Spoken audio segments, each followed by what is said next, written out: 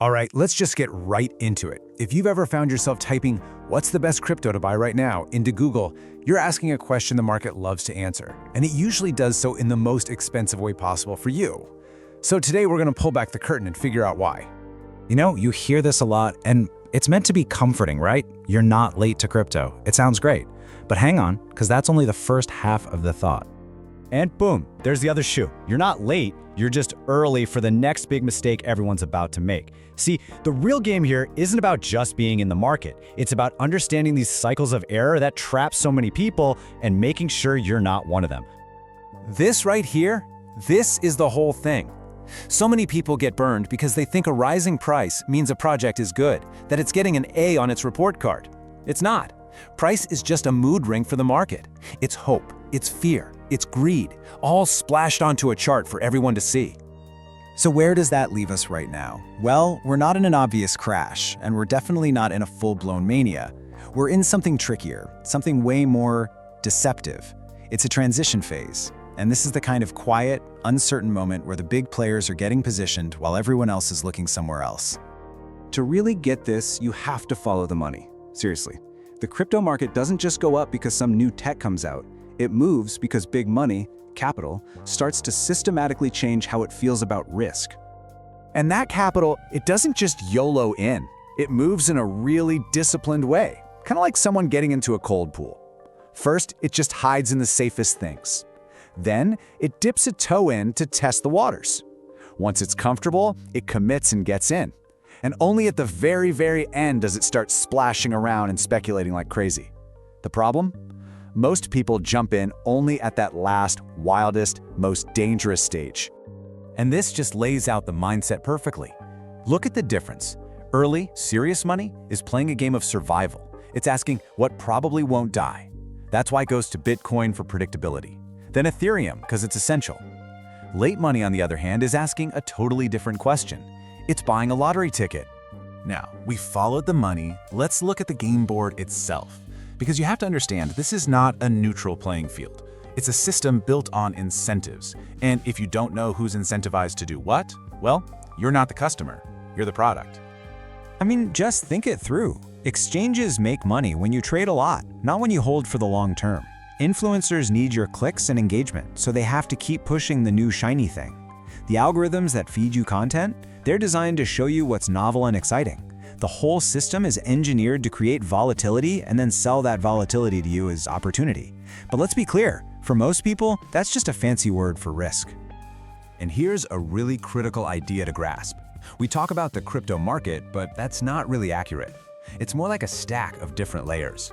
You've got your deep foundational layers, your infrastructure layers, and then way up on top, you have these very fickle speculation and narrative layers. Knowing which layer a coin actually lives on is everything. Because here's the quiet truth of this space. Most crypto projects don't end in a spectacular, fiery crash. They just fade away. They live and die completely in that narrative layer.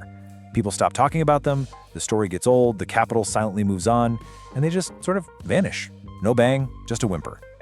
Okay, this brings us to one of the biggest traps out there, the siren song of the cheap coin. We're going to break down exactly why a coin that costs less than $1 can end up being the most expensive mistake you'll ever make. The secret enemy here has a name: token dilution. Think of it like this. You own a slice of a pizza, but the project just keeps adding more and more slices to the pizza, endlessly. Your one slice doesn't change, but your actual share of the whole pie just gets smaller and smaller and smaller. It's a slow, silent way to lose. Just let this one sink in for a second. A so-called cheap coin that is constantly printing more of itself can be a fundamentally more expensive asset to own than Bitcoin at 60 grand. It proves that the price per coin by itself is one of the most useless, misleading metrics in all of crypto. So if price is a distraction, what actually matters? Well, you have to separate two things. In the short term, yeah, it's all about attention, hype, narratives, whatever's new and cool. But true, long-term sustainable value? That comes from something totally different: necessity. Is this thing unavoidable? Does the system actually need it to work? When you see some coin trending on social media, that hype is a real signal. But you have to know what it's signaling. It's not telling you about value, It's telling you what people want in that specific moment. And what they want is usually excitement, a great story, and the dream of a quick gain. But the underlying tech, the cold, hard reality of the system, that tells you something else. It tells you what the system actually needs to function. And the gap between what people want and what the system needs, well, that gap is where almost all the money in this space is made and lost. Which brings us to the end here. And the point of all this isn't to give you some easy answer. It's to help you completely reframe the question you should be asking yourself about how you're positioned for what's next. And here's the absolute core of it. The market does not pay you for being certain. In fact, by the time everyone is certain about something, the opportunity is usually long gone. What the market rewards is correct patience. That means being positioned in the right place for the right reasons and having the discipline to wait. So ultimately, you have to ask yourself a very fundamental question. Is your entire strategy based on trying to guess what's going to be exciting next month? Are you chasing hype? Or are you trying to position yourself in the things that will become necessary to the system, whether they're exciting right now or not? And we'll just leave you with this final thought.